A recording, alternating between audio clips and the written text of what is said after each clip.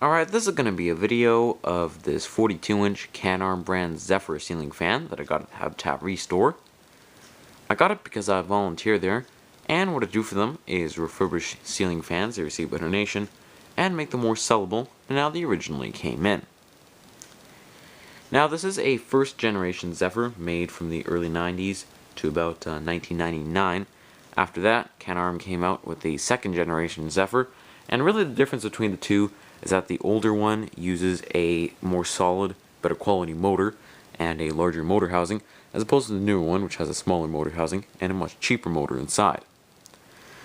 Now, these are actually supposed to come with light kits, and this one had one originally. However, it was broken, so I just put this blank switch cap on here for use without lights. Without any further ado here, I'm going to demonstrate it and start the high speed. Get a view from the bottom here. And I did put a black piece of tape on one of the blades just to indicate RPM. And once this fully speeds up, it's probably going to go around maybe 190. It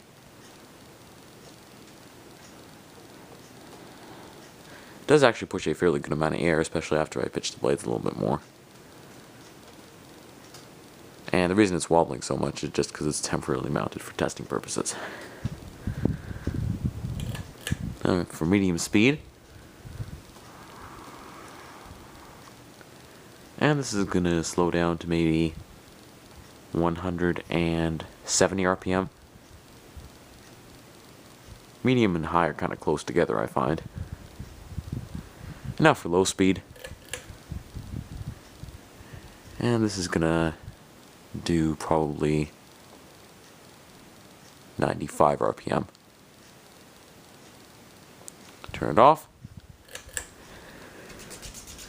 Stop the blades here. And I'm going to talk about some general information on it. I suspect this was installed in the kitchen because when I got it, it was originally quite greasy.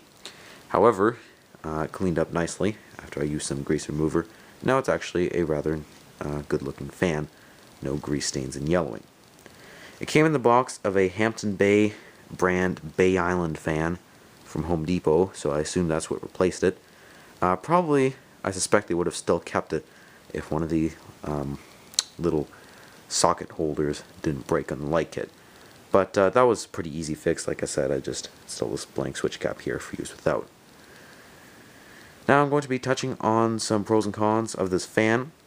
For one thing, the blades are reversible from kind of like a Casablanca Spirit of Saturn imitation stencil to just plain white.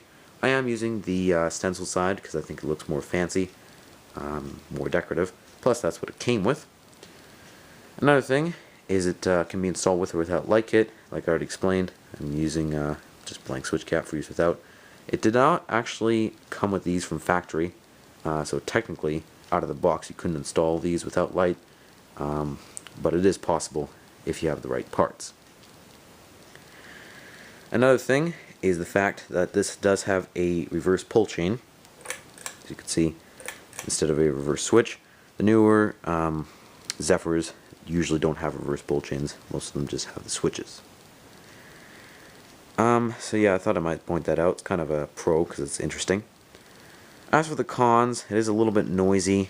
I find medium and high to be close together. Overall though, it is probably 3.5 out of 5-star fan. Not bad, but the blades are still kind of scratched up and starting to warp a little bit, probably due to the moisture.